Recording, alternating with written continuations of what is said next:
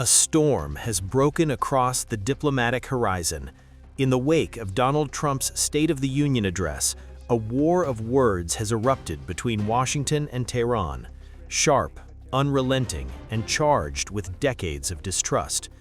From the chamber of the U.S. Congress, President Trump leveled a grave accusation that Iran was pressing forward with a missile program capable of striking the American homeland. The claim landed with thunderous force, casting a long shadow across an already fragile relationship. But in Tehran, the response was swift and searing.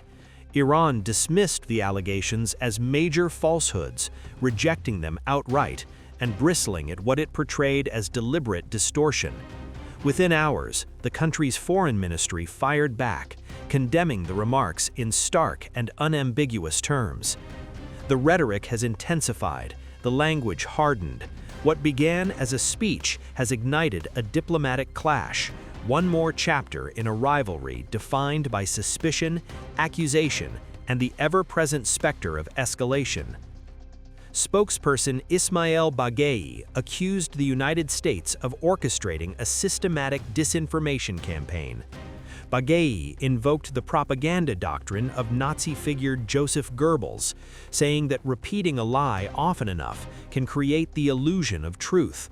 He alleged that this tactic is now being used by the U.S. administration and what he described as war profiteers surrounding it. He also accused what he called the genocidal Israeli regime of amplifying misinformation against Iran.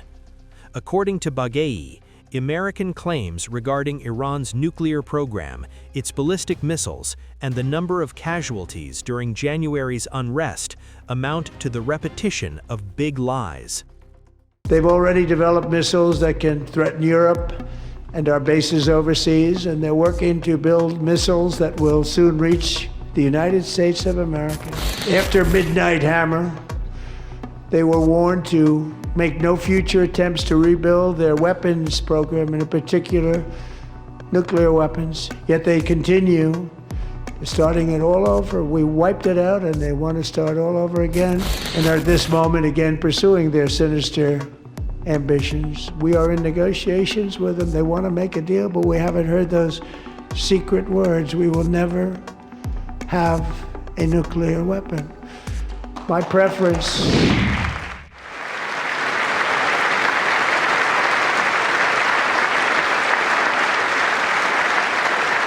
and we're working very hard to end the ninth war, the killing and slaughter between Russia and Ukraine, where 25,000 soldiers are dying each and every month. Think of that, 25,000 soldiers are dying a month. A war which would have never happened if I were president, would have never happened. As president, I will make peace wherever I can, but I will never hesitate to confront threats to America wherever we must. That's why in a breakthrough operation last June, the United States military obliterated Iran's nuclear weapons program with an attack on Iranian soil known as Operation Midnight Hammer.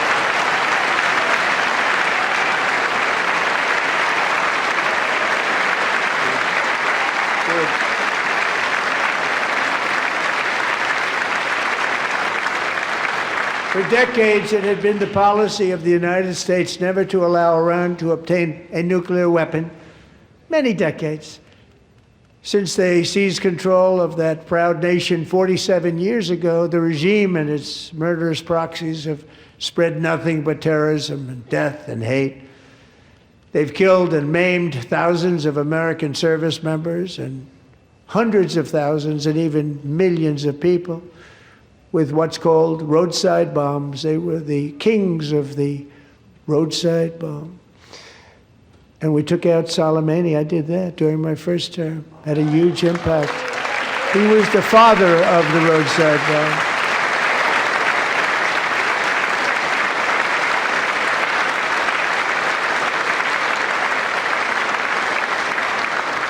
And just over the last couple of months with the protests, they've killed at least, it looks like, 32,000 protesters. 32,000 protesters in their own country. They shot them and hung them. We stopped them from hanging a lot of them with the threat of serious violence, but this is some terrible people. They've already developed missiles that can threaten Europe and our bases overseas, and they're working to build missiles that will soon reach the United States of America. After Midnight Hammer, they were warned to make no future attempts to rebuild their weapons program, and in particular, nuclear weapons. Yet they continue. They're starting it all over. We wiped it out, and they want to start all over again, and are at this moment again pursuing their sinister ambitions. We are in negotiations with them. They want to make a deal, but we haven't heard those secret words. We will never have a nuclear weapon. My preference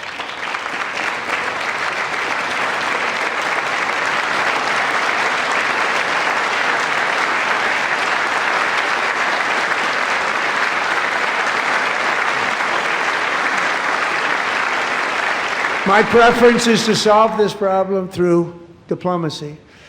But one thing is certain, I will never allow the world's #1 sponsor of terror, which they are by far, to have a nuclear weapon. Can't let that happen.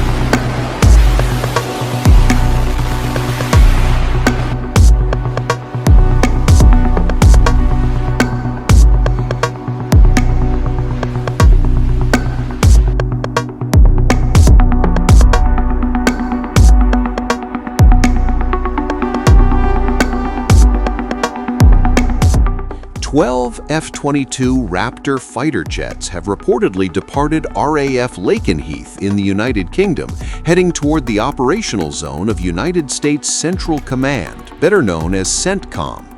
The F-22 is among the most advanced air superiority platforms in the world.